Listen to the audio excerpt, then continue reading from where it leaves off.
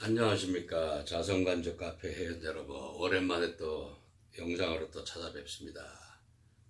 이제 환절기에서 이제 초겨울로 바뀌었죠. 예, 감기 조심하시고, 예, 환절기가 지나면서 초겨울이 올 때 또 아니면 겨울에서 초봄으로 넘어갈 때, 그럴 때 이제 몸의 균형이 많이 깨지죠.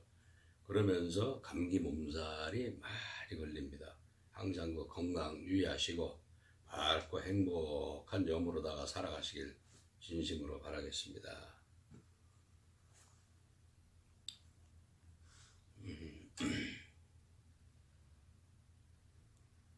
목사님께 치료를 받으면 모두 완치가 되나요? 완치율 100%가 안 되는 이유가 뭔가요?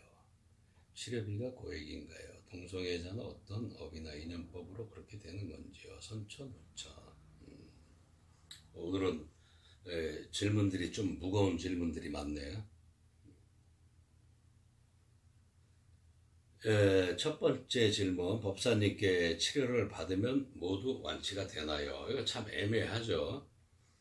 냉정하게 답변을 드리면, 적게는 6, 70%, 많게는 7, 80%는 치료가 됩니다, 완치가. 나머지 2, 30%는 완치가 안 되는 경우가 많아요.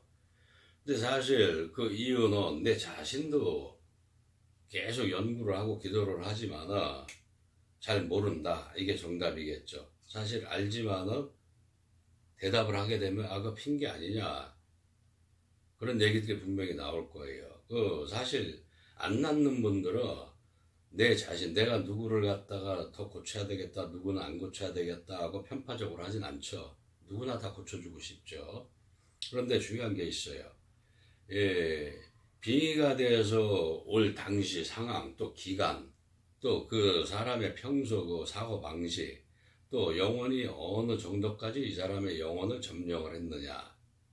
믹스가 많이 되실수록 힘들죠. 예, 자아가 없어지기 때문에. 그런 분들은 상당한 사실 노력이 필요해요. 신구이. 그러니까 신, 의뢰자, 대행자 이렇게 삼위일체가 돼서 같이 노력을 해야 기적이 일어나면서 완치가 되는데 그 셋 중에 하나만 삐거덕대도 더디고 완치가 잘 안 되는 경우가 많아요. 또 아주 중증 환자들이죠. 거의 이제 내 자신이 없어진 상태에서 오는 경우도 많은데 그런 분들은 시간이 무척 오래 걸립니다. 사실 중도에서 자기 스스로 포기하는 경우가 꽤 많아요. 그래 놓고 원망은 돌아오겠죠, 이제. 원상태로 못 고쳐놨다. 그렇다고 해서 내가 그 한 분만 매달려 갖고 할 수가 없어요. 여러 사람을 해야 되기 때문에. 그렇다고 뭐 명산대천 기도 다니면서 대차례 누구는 기도해주고 누구는 안 해주고 그렇게 하진 않아요. 다 똑같이 하루속히 고통에서 벗어나게 해주십시오 하고 염을 하고 기도를 해드려도 어떤 분들은 빨리 나요. 또 어떤 분들은 참 더딘 경우도 있고 또 가족의 문제도 있어요. 당사자, 환자들 가족. 같이 마음으로 진심으로 기도해주는 그런 가족이 있는 분들은 훨씬 빨리 낫습니다. 완치도 빠르고. 근데 돈 내놨으니까 고쳐나봐 하는 식의 그런 마음을 갖고 계신 가족도 꽤 많아요. 그냥 뭐 병원에서 정형외과에서 뭐 어디 부러지면 고치듯이 그렇게 고치는 거로 오해하시는 분들이 많더란 얘기죠. 이게 정신세계예요. 영혼의 세계. 그리고 빙의 환자분들이 특히 알아야 될 게 재수 없어서 걸리지 않습니다. 절대. 스스로 불러들이는 게 거의 다라고 생각하시면 돼요.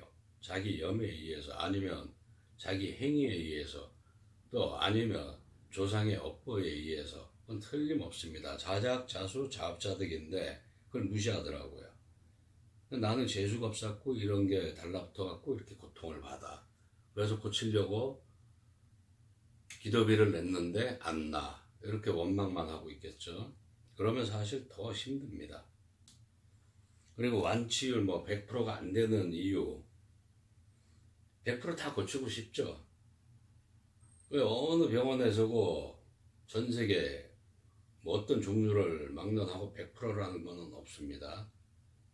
단지 그 낫지 않는 그 비율, 확률 거기에 20, 30%에 끼지 않길 바라고 하는 것이죠. 그렇다고 해서 누구는 하고 누구는 안 하고 이렇게 골라서 할 수 없는 일이고 일단 더 힘든 사람들은 그만큼 기도를 더 열심히 하면서 해주는데도 안 낫고 더딘 경우가 꽤 많아요. 그런 경우는 참 안 된 얘기지만 자신의 업보가 그만큼 중요한 겁니다. 일반적인 그 어떤 뭐 흉가라든가 아니면 어디 뭐 산에 아니면 어느 사당이나 그런 데서 재수없게 붙는 경우도 있지만 아주 고질적으로 달라붙어 갖고 이 사람의 영혼을 점령하는 경우는 거의 다 과거의 인연령들이 그런 일을 벌린다. 고통을 주는 것이다. 그렇게 인식을 하셔야 돼요. 그걸 고치려 하면은 제일 먼저 중요한 게 자기 자신의 처절한 참회입니다. 그러면 난 태어나서 한 번도 나쁜 짓 한 적 없고 남한테 해코지 한 적 없는데 왜? 아니죠. 이미 한 생만 시작한 게 아니라 여러 생을 살아오면서 수많은 죄를 졌을 것이고 또 수많은 악연을 만들었을 것이고 또 만약에 당사자가 아니다 그랬을 경우 조상 때에서도 그런 일들을 많이 벌린 집안들이 꽤 많아요. 그러면 조상이 한 거를 왜 자손이 받느냐? 이런 게 있어요. 그 조상하고 가장 닮아서 오거나 그 조상의 어떤 그 가지고 있는 에너지, 유전자, 영혼의 유전자겠죠. 그걸 그대로 물려받아 오는 경우 타켓이 되는 경우가 있고 또 자기 조상, 몇 대 조상이 당사자, 그 집 자손으로 당사자로 산생하는 경우도 꽤 많습니다. 그럴 땐 자기 자신이 받게 돼 있어요. 결국에는 조상이 버린 거를 내가 왜 자손인 내가 받아가 아니라 자손인 내가 그 당시에 당사자였다는 거, 다시 환생을 해서 받고 있다는 거, 그걸 인식을 하셨으면 좋겠어요. 그리고 이 가려비가 사실 딱 정해진 게 없어요, 이게. 기간, 형편, 그런 거에 다 맞춰서 하기 때문에 틀립니다. 그리고 경우에 따라서는 조상령들이 또 어떤 그 자손들한테 뭔가를 아주 강하게 원할 때 자기 조상들을 좀 풀어달라 할 때는 어쩔 수 없이 제가 무당을 동원을 해서 구술시키는 경우도 있습니다. 그래 나도 또 명분이 생기는 것이고 나하고 원한진 게 없기 때문에 명능력자다 해갖고 무조건 귀신을 박살내진 않아요. 나도 개입할 명분을 만들어야 돼요. 그래서 그렇게 대접을 하는 경우가 있죠. 그러다 보면은 가려비가 올라갈 수밖에 없어요.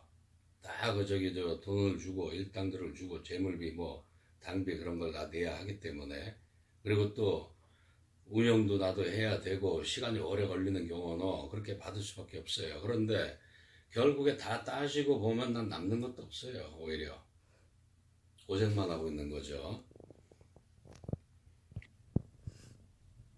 그런데다가 제 몸은 귀신이 실리질 않습니다. 무서워해요.